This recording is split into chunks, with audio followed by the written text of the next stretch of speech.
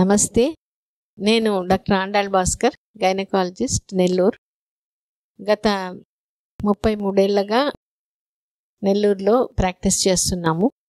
ఈరోజు safe motherhood day. So దాని గురించి మనం మాట్లాడబోతున్నాము. డాక్టర్ గారు, స్త్రీలు ప్రసవానికి ముందు, ప్రసవం తరువాత ఎటువంటి జాగ్రత్తలు తీసుకోవాలంటారు? మా శ్రోతలకు తెలియజేస్తారా? సో ఇది ప్రెగ్నెన్సీ కేర్ అంటే దానికి ముందు, దాని తర్వాత రెండు ఇంపార్టెంట్ అన్నమాట. ఎందుకంటే ప్రెగ్నెన్సీకి ముందు ముఖ్యంగా ఇప్పుడు కరోనా తర్వాత ఎక్కువ ప్రాబ్లమ్స్ చూస్తున్నాం. ఏంటంటే ఈ ఫస్ట్ 3 monthsలోనే అబార్షన్ అంటే ఎట్లా ఉంటుందంటే, ఇప్పుడు ఈ విత్తనం ఇట్లా మొలకెత్తిస్తుంది, అట్లా కొన్ని నెలల్లో అయిపోతుంది, ఇంకా గ్రోత్ సరిగా ఉండదు. అది ఇట్లా అబార్షన్ అంటే ఇట్లానే వస్తుంది. 2 నెలలు వస్తుంది, హార్ట్ బీటింగ్ ఉంటుంది, తర్వాత చూస్తే హార్ట్ బీటింగ్ ఉండదు. ఇంకోటి వచ్చి 6వ నెల, అప్పటి వరకు బాగానే ఉంది, 6వ నెల స్కాన్లో చూస్తే అంగవైకల్యము. సో ఇది ఎందువల్ల అంటే ఇమ్యూనిటీ లెవెల్ తక్కువ ఉంది ఆ బిడ్డలో. సో దీనికి ఇంప్రూవ్ చేయాలి అంటే ప్రెగ్నెన్సీకి ముందు, ముఖ్యంగా ఒక 3 months ముందు నుంచి అయినా వాళ్ళు తీసుకునే డయట్, ముఖ్యంగా మంచి క్వాలిటీ ప్రోటీన్, అది వెజిటబుల్ ప్రోటీన్ అంటే మంచిది. తర్వాత కాంప్లెక్స్ కార్బోహైడ్రేట్స్, గుడ్ ఫ్యాట్, తర్వాత ఐరన్ రిచ్ ఫుడ్స్,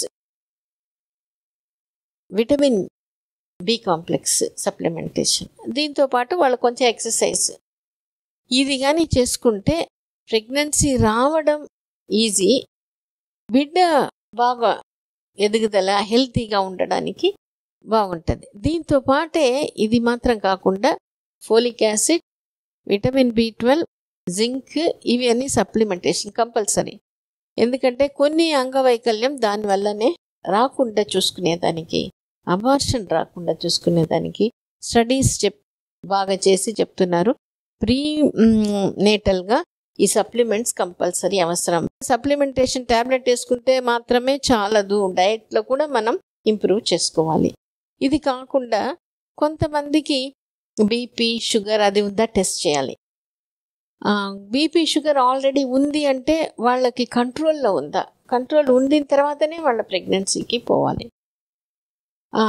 కొంతమందికి ఏంటంటే 2-3 సార్లు అబార్షన్ అయి ఉంటుంది. అటువంటి వాళ్ళు కంపల్సరీ 6 నెలలైనా సంవత్సరమైనా గ్యాప్ తీసుకొని ఆ గ్యాప్లో ఏం చేయాలంటే టెస్ట్లు చేసుకోవాలి. ఏమేమి టెస్ట్, కారణాలు ఎందువల్ల ఉంటుంది వాళ్ళకి, శారీరకంగా ఇప్పుడు చేసిన ఇది ప్లస్ ఈ అబార్షన్ అయిన వాళ్ళకి మాత్రం ముఖ్యంగా మానసికంగా పక్క నుంచి ఎవరో ఒకరు ధైర్యం చెప్పాలి.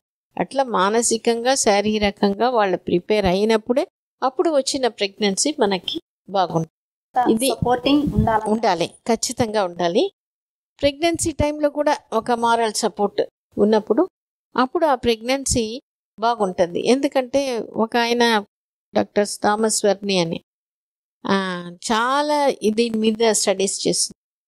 ఈ ప్రెగ్నెన్సీలో బిడ్డ ఒక ఇది ఎట్లా ఉంటుంది, దానివల్ల పుట్టిన తర్వాత ఆయన ఏం చెప్తాడు, it makes a difference whether a child is conceived in haste, hate or love. అంటే ఆ బిడ్డ అవసరంగా ఆ బిడ్డని అవసరంతో కన్నారా, లేదా ఇష్టంగా ఈ బిడ్డ మనకు కావాలి అనే ఫీలింగ్తో కన్నారా. అది ఏమవుతుంది, ఆ బిడ్డ పెద్దగా అయినప్పుడు ఆయన బిహేవియర్ మీద అది రిఫ్లెక్ట్ అవుతుంది అని చెప్తున్నారు. అది మనం చాలా మన ఎక్స్పీరియన్స్లో కూడా చూస్తున్నాం. ఇది బిఫోర్ ప్రెగ్నెన్సీ మనం చూసుకోవాల్సింది. డెలివరీ అయిన తర్వాత అప్పుడు కూడా మనం కొన్ని కేర్ తీసుకోవాలి. ఎందుకంటే తల్లిని శారీరకంగా, మానసికంగా సిద్ధం చేయాలి. తర్వాత ఫస్ట్ డెలివరీ అయింది, రెండో డెలివరీకి గ్యాప్ మినిమం 1 year, 1.5 years ఉంటే మనకి సరిపోతుంది. ఈ అడ్వైస్ అంతా వాళ్ళకి చెప్పి వాళ్ళకి అప్పుడు కూడా వాళ్ళకి సపోర్ట్గా, పాతకాలంలో ఏంటంటే ఈ మనకి ఇప్పుడు ఇంత అవేర్నెస్, ఇంత ట్రీట్మెంట్, ఈ టెస్ట్లు ఉంది, అప్పుడు ఏం లేదు. అయినా ఇంట్లో పెద్దవాళ్ళు దీని గురించి బాగా గమనించి ఆమెని శారీరకంగా తయారు చేశారు. ఇంటి పని చేసుకొని బాగా అయిపోతుంది. ధైర్యం చెప్పి చెప్పి చెప్పి ఏం లేకుండా ఈజీగా నార్మల్ డెలివరీ చేపించుకున్నారు. అప్పుడు ఉండే ఫెసిలిటీస్ ఏం లేదు. అయినా అంతమంది ఈజీగా నార్మల్ డెలివరీ అయినారంటే కేవలం పెద్దవాళ్ళ సపోర్ట్ మాత్రమే. అందువల్ల ప్రెగ్నెన్సీ రావడం పిల్లల కన్నా పెద్ద ప్రాబ్లం లేకుండా ఉంటుంది. ఇప్పుడు నాకు అనిపిస్తుంది ఈ ఎక్స్పీరియన్స్లో మనం ఎంత మంచి హాస్పిటల్ పోయినా, ఎంత మంచి డాక్టర్ తీసుకున్నా, ఎంత మంచి ట్రీట్మెంట్ తీసుకున్నా అదంతా శారీరకంగా మాత్రమే.